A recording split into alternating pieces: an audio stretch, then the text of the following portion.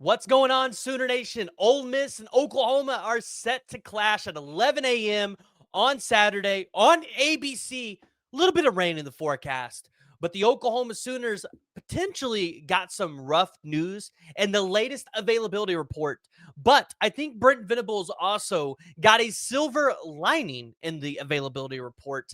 And it's something that I think we need to talk about today, as well as this matchup between Oklahoma and Ole Miss, because the Sooners are still searching for their first win ever against the Rebels, and it might just come on Saturday. Before we do that, though, as always, I want to hear from y'all. So join the discussion and jump in the comments below. Let me know what your thoughts are. If you're new to the channel, this is where I ask you to hit that like and hit the subscribe button so you're not missing out on any big-time Oklahoma recruiting or Oklahoma football content.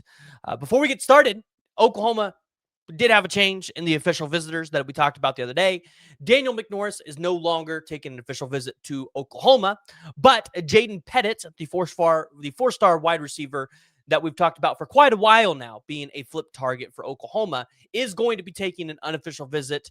This is probably going to be where Oklahoma can really solidify themselves to flip Jaden Pettit. So a little brief update there. I know a lot of you guys come here for recruiting, so that's going to be your little recruiting news for the day. But what about this rough news that Brent Venables got that potentially also has a silver lining in it? Well, the availability report from last night came out, and Ole Miss, you don't have anybody that's listed as out. Everybody's listed as probable. Ole Miss is one of the healthier teams in the SEC right now. Oklahoma, you still have your three guys that are listed as out. Those are your three usual suspects for this year. Troy Everett's not coming back. Still unknown whether Jake Taylor or Jacob Sexton are coming back. I know a lot of people still hold out hope, but just read between the lines, guys, of what's going on. I don't know if they're going to be back, especially if they come back later in the year. You have Javonte Barnes and Gentry Williams listed as questionable. Keontae Lewis listed as doubtful, with the rough news that Derek Simmons is also listed as doubtful. Now, there's been some reports of that what his injury might be, whether it's a concussion.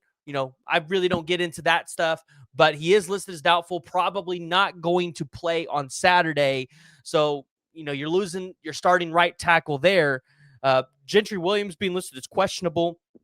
I think you really want Gentry Williams in this game with the athleticism that the Ole Miss wide receivers are going to have.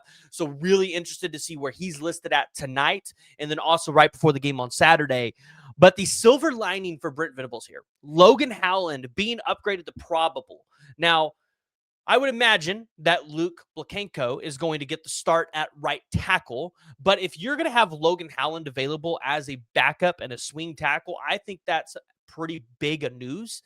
You would also imagine that Ryan Foje, who played tackle in high school, is going to have to be ready to play tackle as well this week, just in case things do desperately wrong. But having Logan Howland being upgraded to probable is fantastic, because that means he's starting to get back into the mix, into the swing of things. And Derek Simmons should be back soon. So when Derek Simmons comes back, then you'll have a starting right tackle back, and you'll have at least one guy at each tackle position to give you just a small amount of depth. Depth has been an issue there. Obviously, you'd like to have a little bit more, but it gives you just a couple more guys to work with and have a little bit more room for error. So big news for Brent Venables there. Javonte Barnes still being listed as questionable. Really interested to see where that one goes. I know I've seen a lot of rumors out there about what's going on with Javonte Barnes, but if he's going to be available this week, I think that could be really big. And kind of going into the game this week, the preview for Oklahoma versus Ole Miss, this is why I think it would be big for Javonte Barnes. Obviously, I talked about at the beginning, rain, right? It's rainy right now on Friday. It's going to rain all day Saturday. And I do think the rain favors the Oklahoma Sooners in a football game, because that would make it to where Ole Miss has to primarily run the ball. And nobody's been able to successfully run the ball consistently on Oklahoma's defense. I know that people have had some big runs, but a consistent run game just hasn't been there for a lot of teams. So would be really interested to kind of see, what those game plans are going to be. And, hey, is Oklahoma able to run the ball? But that's kind of where we're going to get into things. So 11 a.m. ABC, Oklahoma, according to the ESPN analytics, is favored 55.3% to Ole Miss at 44.7%. It's going to be 61 degrees at kickoff. This originally opened up at a 4.5 spread for Oklahoma, with the over-under being at 50.5. I do look at it right now. The line's at 5.5, and I would love to take Oklahoma at that 5.5 on the spread. Now the over under, yeah, I'd say you could barely take it over. Depending on what the weather actually looks like, I have two different predictions. So we'll get into the first one. If it rains, I think this is the easiest prediction to make. I think Oklahoma wins this game 24-7. I don't think it's going to be a particularly close game because I just don't think Ole Miss is going to be able to do enough to move the ball. I think Oklahoma can really control the game if you have to rely on one key component and it being a run game. So 24-7 there. I don't think there's too much deep dive into analytics that we need to do that for that.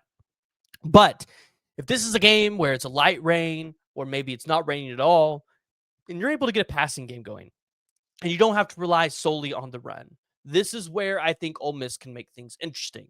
Now, I do have the Oklahoma Sooners winning regardless. I actually have them winning 27-24 if it's a game where you're passing a little bit more, but you can still integrate the run game a little bit.